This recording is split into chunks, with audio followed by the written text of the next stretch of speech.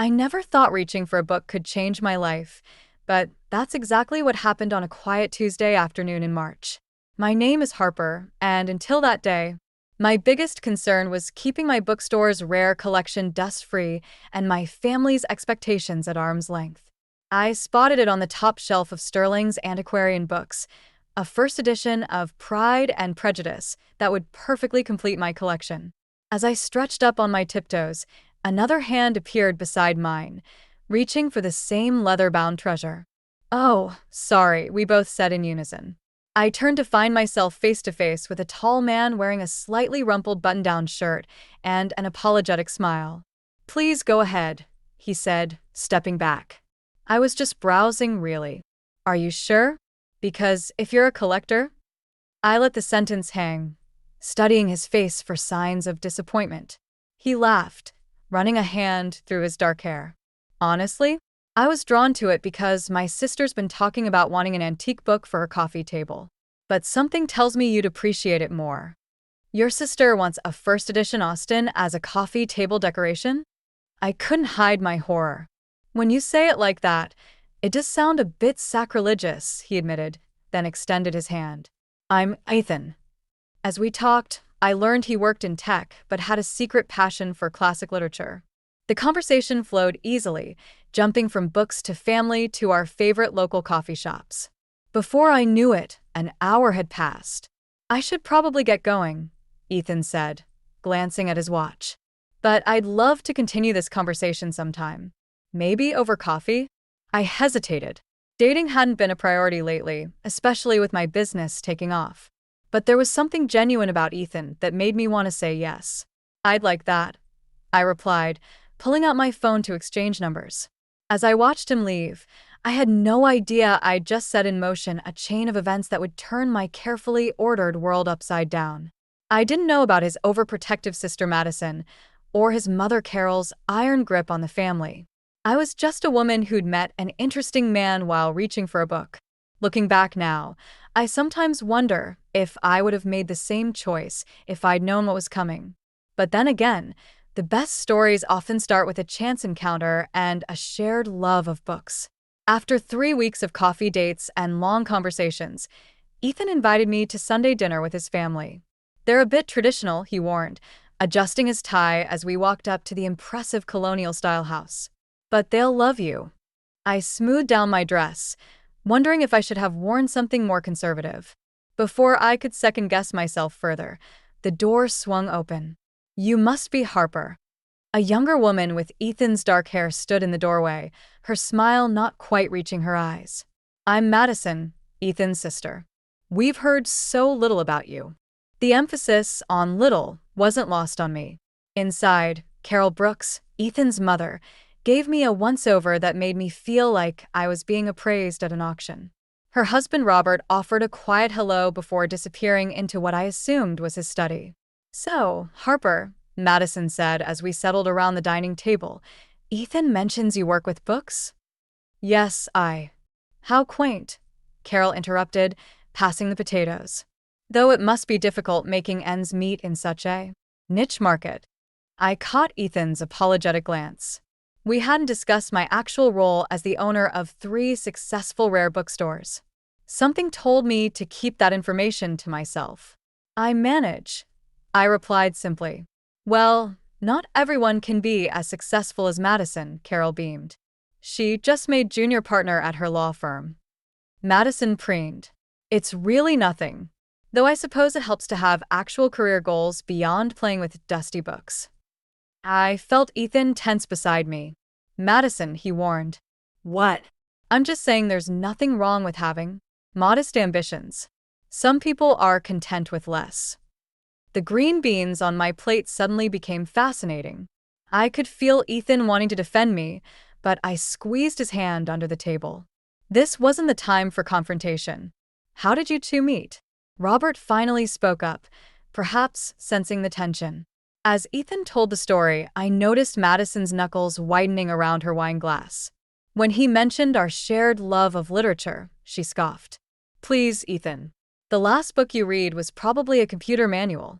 "Actually," I interjected, unable to help myself, We've been discussing Austen's commentary on social class and prejudice in her works. Ethan has some fascinating insights. The silence that followed was deafening. Madison's face flushed red, while Carol's expression hardened into something approaching disdain. Later, as we left, Ethan apologized profusely. "They're not usually this." "Well, actually, they are." "I'm so sorry." I assured him it was fine, but as we drove away, I couldn't shake the feeling that this dinner was just the beginning. Madison's parting words echoed in my mind. "Family comes first, Ethan. Always has, always will." Something told me she wasn't just making conversation. The bell above my bookstore door chimed at exactly 2:15 p.m. I didn't need to look up to know it was Madison. This was her third surprise visit this week. "Just browsing," she announced, running a manicured finger along a shelf of first editions.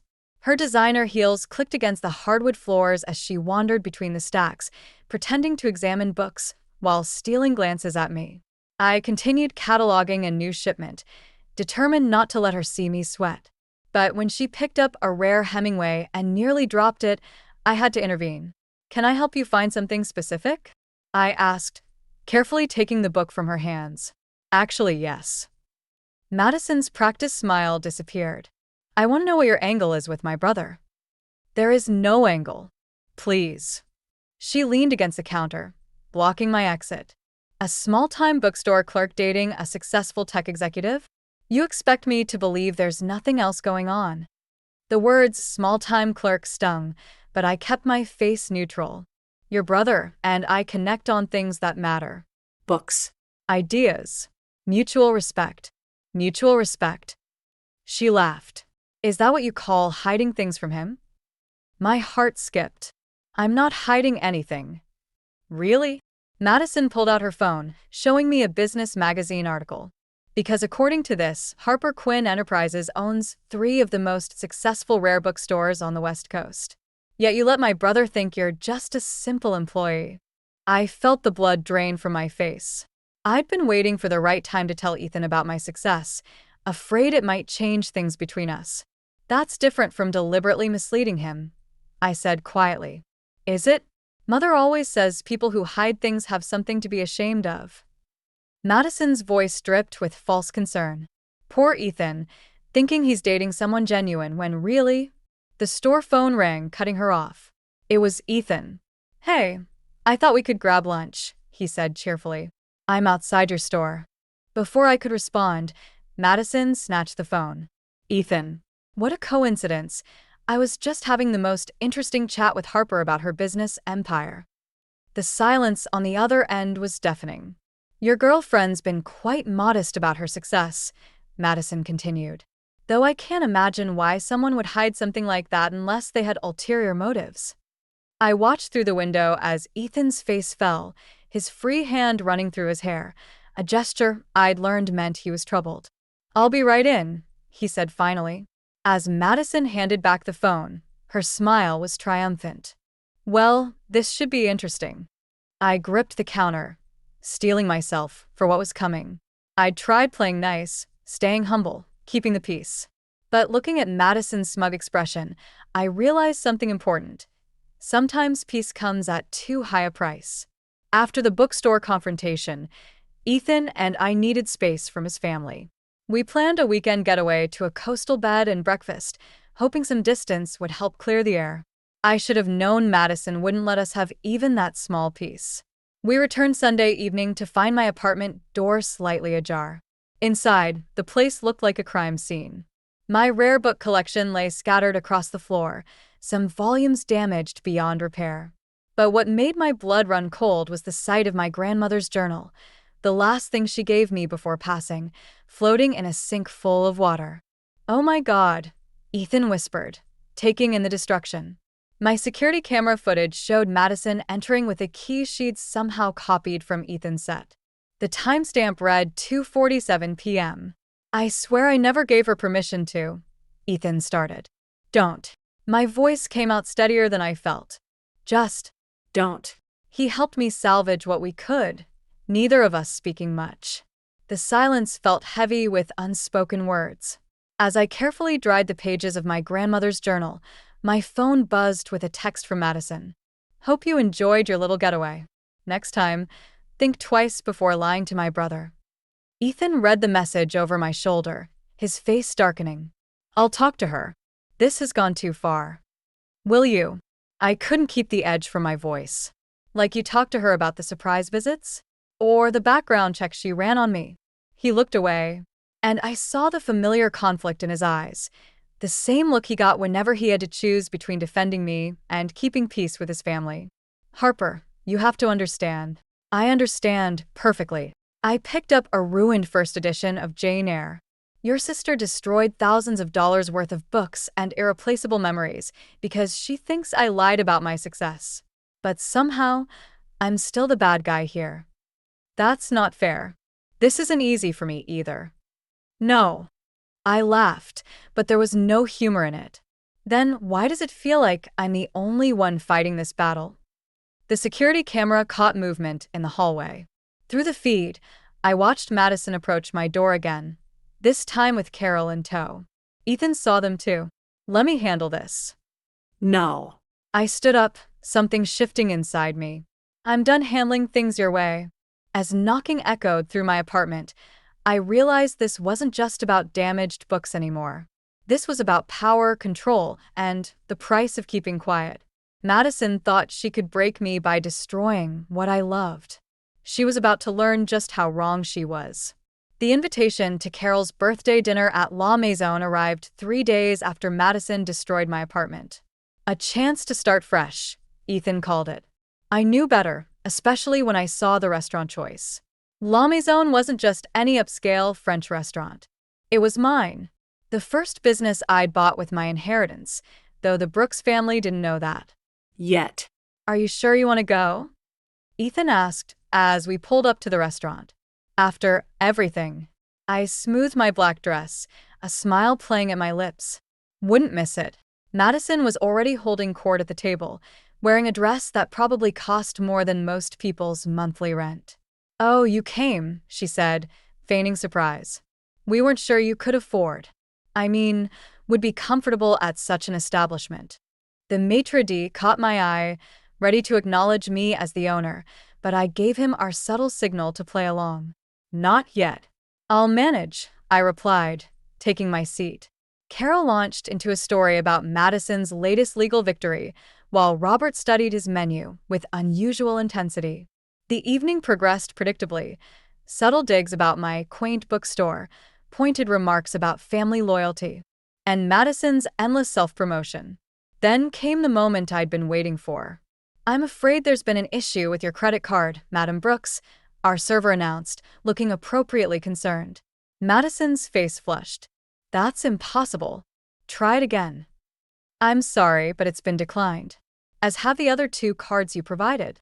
Carol shifted uncomfortably. Well, this is embarrassing. Ethan, perhaps you could. Actually, Madison interrupted, her smile turning razor-sharp. Harper should pay. After all, she's been hiding her success from us. 3 bookstores, was it? Surely you can afford one little dinner. The table fell silent. Even Ethan looked uncertain, caught between family obligation and fairness. I took a slow sip of wine, savoring the moment. You're right, Madison. I have been hiding something. I turned to our server.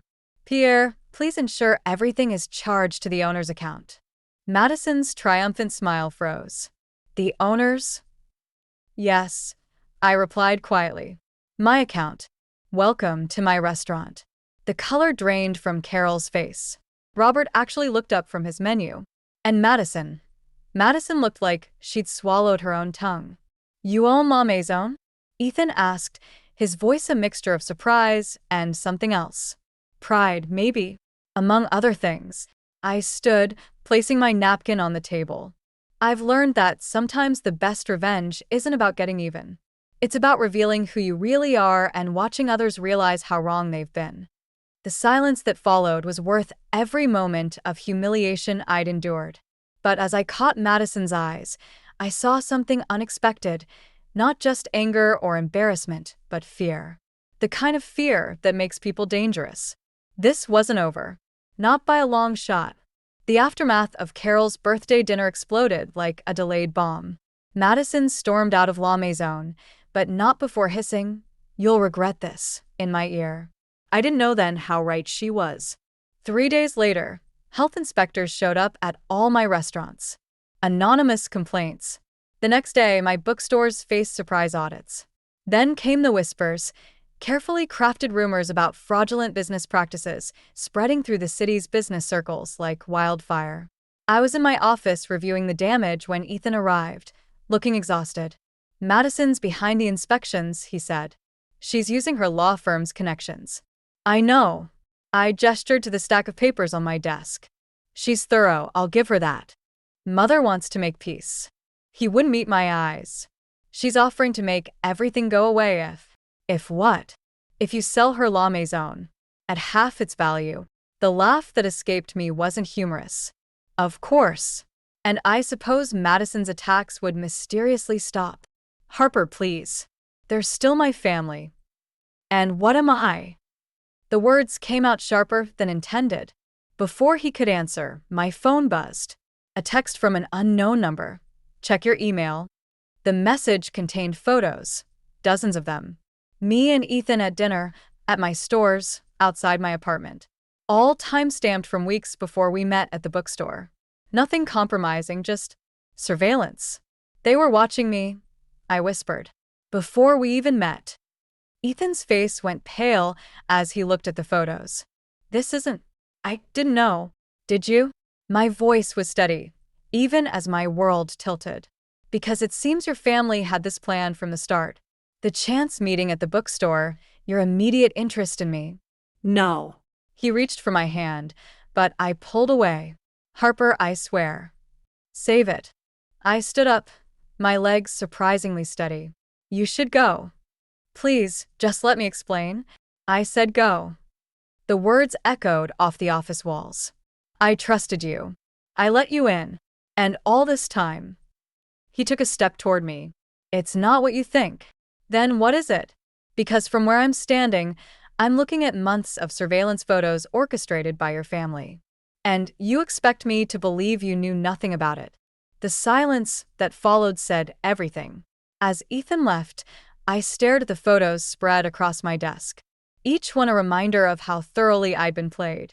My businesses were under attack, my reputation was being systematically destroyed, and the man I loved might have been part of the plan all along. For the first time since this started, I felt truly alone. And somewhere across the city, Madison Brooks was probably raising a glass to her victory. But she'd forgotten something important. When you've got nothing left to lose, you've got nothing left to fear. I found Madison in her law firm's parking garage late that evening. She was exactly where Robert said she'd be, his quiet rebellion against years of staying silent. "Waiting for someone?" I asked, stepping out of the shadows. Madison jumped, then composed herself. "Come to beg for mercy? Our offer still stands.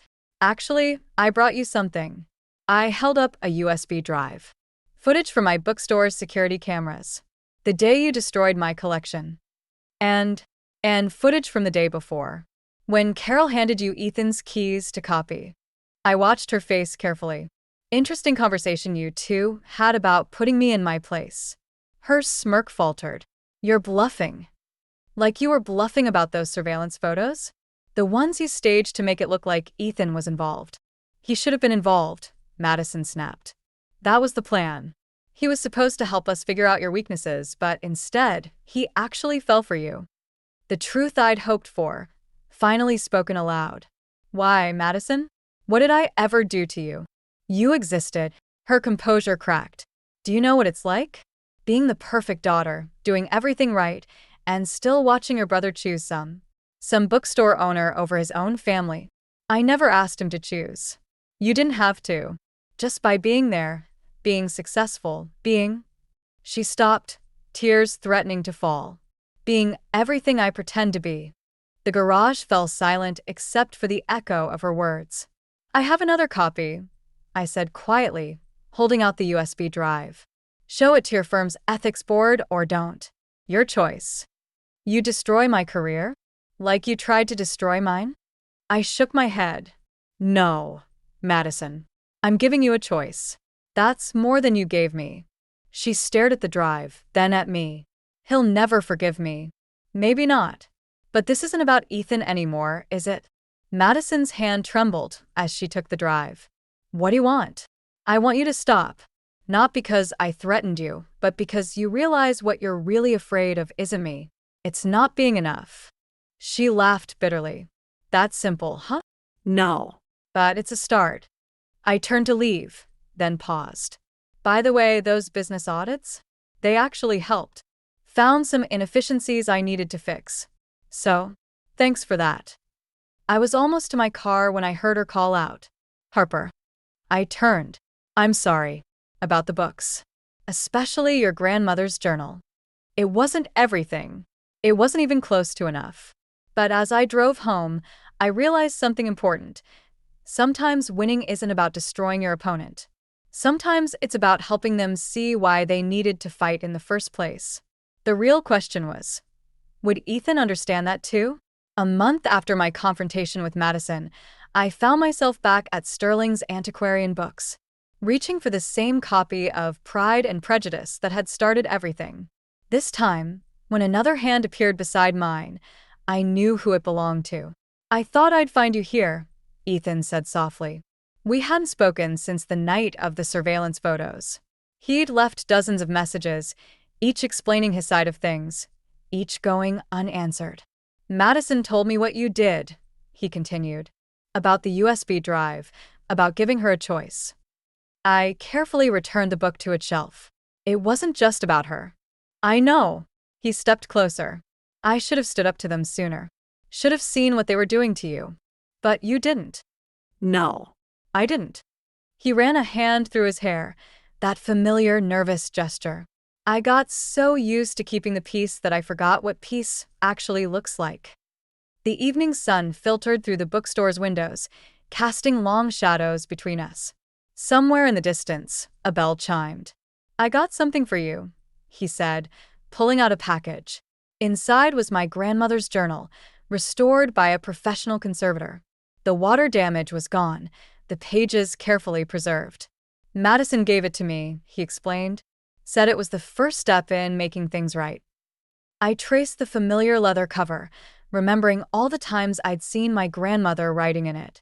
And what about you? I asked. What's your first step? I moved out of the family house. Got my own place. He smiled slightly. Dad helped me move, actually. Said it was time someone in the family stood on their own feet. And Carol? Still processing. But she's agreed to family therapy. Madison, too. He paused. They're learning that love shouldn't require surrender.